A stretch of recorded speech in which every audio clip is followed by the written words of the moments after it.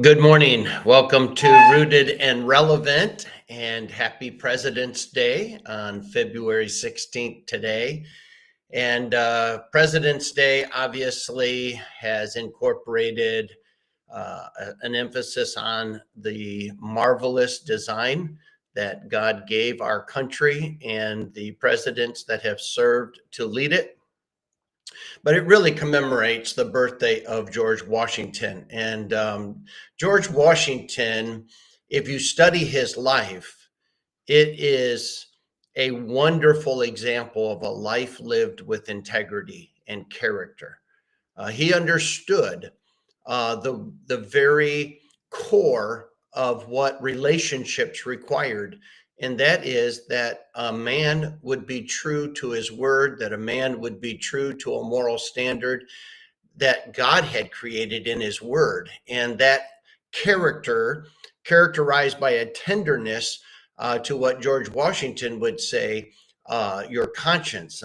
He's got so many quotes, but one of them is always rekindle the burning flame of the inner man, which he's talking about is our conscience, and making sure that you allow your conscience, that moral compass of right and wrong, to be sharp and not calloused. And on this President's Day, when we're going to be talking about John chapter 2, where Jesus said, "Don't make my Father's house a house of merchandise," um, there is no greater illustration of selfless service and moral conduct than George Washington. Um, he was one who saw the call of God upon his life, the plan of God for his life, and was willing to pursue that no matter what it cost him. You know the stories of the bullets that went through his vest and his coat while he was leading war. And God had his hand on George Washington and thus had his hand on our country. And yet, George Washington would have been willing to die in battle for the cause that God had raised him up to lead. And he led it with character and integrity. One of the things that Jesus is addressing is the selfishness that's going on in the temple. And so I'm not going to read the text today, but I want to give a couple of quotes that George Washington is known for. One of them is, "It is better to offer no excuse than a bad one." In other words, take ownership of the decisions you make. Own the responsibility for the behavior that you portray.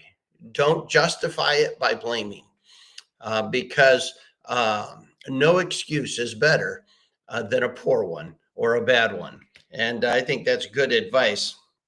And then here is great advice. We've heard this stated in different ways by different leaders, but to be prepared for war is one of the most effectual means of preserving peace. And making sure that you walk softly but carry a big stick, right? Trust but verify. Um, Building a strong military is actually one of the necessities to preserving peace. When enemies that have selfish ambitions see you as weak, they also see you as vulnerable. And but when they are intimidated by your strength, it tends to produce peace. By the way, that's true in the home. If moms and dads will be consistent in discipline and consequences for what they expect in the home, it does produce peace. But when kids think that there's nothing going to happen or that they can get themselves out of it or whatever the case may be, there is not peace. There is a whole lot of problems. And so that emphasis of making sure that you are ready to deal with things and capable of dealing with them is an important piece for understanding what is necessary for peaceful interactions. And then this one is, "It is better to be alone than in bad company." And I think that that is part of a greater quote that says, Um, Associate with men of good quality if you esteem your own reputation, for it is better to be alone than in bad company. And so George Washington is known for a lot of really good things, but usually it boils down to promoting character, integrity, um, making sure that people are morally conducting themselves appropriate to Scripture and according to Scripture. And what a great reminder. Well, in our text, let me just remind us that's a familiar story. Jesus goes in and he drives out the money changers, he drives out the oxen, he drives out the doves, he drives out everything that is being exchanged there. And it's not necessarily because money was being exchanged. The problem was as extortion was taking place for the selfish endeavors of those that were there doing it. In other words, these Jews would come in and travel and not be able to bring their sacrifice animals. And so people there found it as an opportunity to extortion, to put people in a bad place. They had traveled there, they had to give a sacrifice, they didn't have an animal, and so therefore they could inflate the price and demand that price in order for them to be able to sacrifice. And they were just taking something that was very spiritual in its nature and important in the spiritual sense and using it to extortion people. And God says, I have had enough of your selfishness. This is not the design of the temple. The temple is to glorify God in his holiness, glorify God in his person and his power and his program, what it is that he has demanded of us and allowed us to participate in and to demonstrate to a world a right picture of God. And the Jews were called by God to be that example, that light to the world, and to point to a Messiah. And the sacrificial system was there to remind people that sin had a price tag and required it to be paid.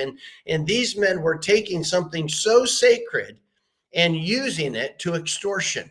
Unfortunately, we have different types of religious leaders all over the world doing the same thing to people today, taking a very serious religious practice and extorting people for their own financial gain. And boy, I think they could do well to sit down and read a little bit about George Washington and say, you know what, life is not about selfishness. It is about service.